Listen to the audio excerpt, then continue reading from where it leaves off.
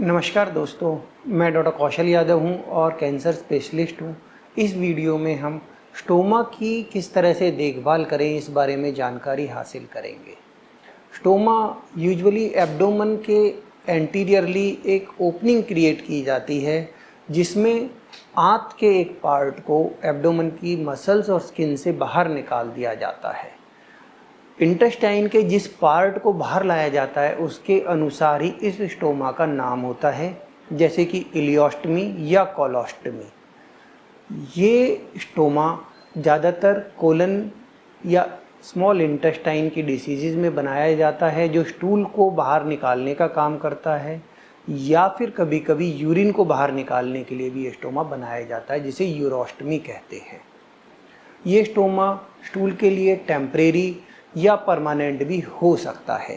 Permanent stoma अक्सर पूरी तरह से जब रेक्टम कैंसर से मसल्स और रेक्टम पूरी तरह से इन्वॉल्व हो जाता है उन केसेस में किया जाता है। अधिकतर केसेस के अंदर टेम्परेरी या डाइवर्जन स्टोमा ही किया जाता है। इस स्टोमा के साथ क्वालिटी ऑफ लाइफ को कैसे बैलेंस करें और किस तरह से रूटीन एक्टिविटी करें और क्या ध्यान रखें, इस बारे में हम समझते हैं। इसके 3 महत्वपूर्ण एस्पेक्ट हैं। पहला है स्टोमा की केयर।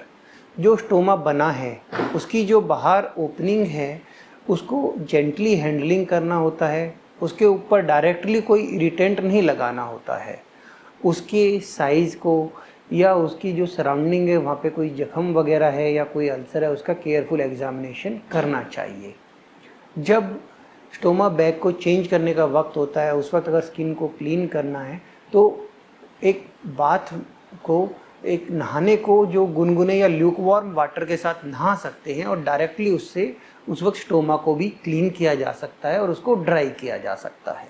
यदि स्टोमा के आकार में कोई बदलाव हो या शेप में कोई चेंज हो या कोई ब्लीडिंग हो या कोई अल्सर हो या प्रोलैप्स हो तो डॉक्टर को भी तुरंत दिखाना चाहिए। दूसरा एस्पेक्ट है स्टोमा बैग। स्टोमा बैग को किस तरह से संभालें। एक स्टोमा बैग जब अप्लाई करते हैं तो ये ध्यान रखना ज़रूरी है कि स्टोमा बैग का जो लोअर पार्ट है या जो बॉडी प्लेट है वो स्टोमा के साइज़ के हिसाब से एडिक्वेट हो। उसकी कटिंग ऐसे हो कि उसके एजेज स्टोमा को इरिटेट ना करे और मिनिमल आर्टिफिशियल मटेरियल्स ही यूज़ करने चाहिए क्योंकि इससे स्किन की इरिटेशन बचती है। तो एक फ्रेंडली एस्पेक्ट के साथ स्टोमा प्लेट को बॉडी के ऊपर लगाना चाहिए। स्टोमा बैग जब 1/3 से आधा भर जाता है तो उसको खाली कर लेना चाहिए और जैसे मैन्युफैक्चरर की एडवाइस होती है उस रेगुलर इंटरवल पे स्टोमा बैग को चेंज करना चाहिए। कोशिश होनी चाहिए कि उसकी लीकेज होने से पहले वो चेंज हो जाए ताकि स्किन की इरिटेशन उससे कम हो। स्किन की प्रोटेक्शन और स्टोमा की जो आउटपुट है उन दोनों को मैनेज करना ही स्टोमा बैग का मुख्य एस्पेक्ट है। स्टोमा मैनेजमेंट में तीसरा एस्पेक्ट है डाइट और हाइड्रेशन से रिलेटेड। प्लेंटी ऑफ फ्लूइड्स या एडिक्वेट अमाउंट में वाटर और तरल पदार्थों का सेवन होना चाहिए ताकि हाइड्रेशन अच्छे से रहे। डाइट और न्यूट्रिशन प्रॉपर होना चाहिए। एक हेल्दी और बैलेंस्ड डाइट लेनी चाहिए।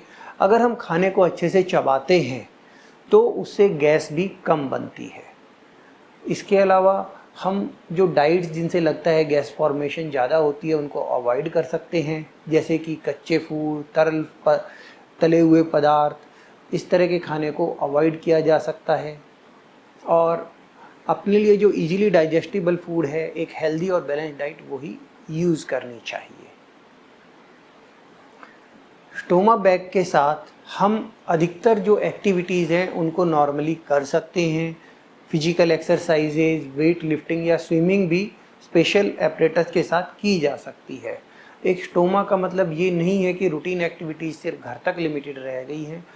स्टोमा के साथ प्रॉपर मैनेजमेंट के साथ प्रॉपर सोशल लाइफ और अपनी जो नॉर्मल ऑफिस वर्क हैं और जो ड्यूटीज़ हैं उनको नॉर्मल तरह से ही मैनेज किया जा सकता है। Thank you.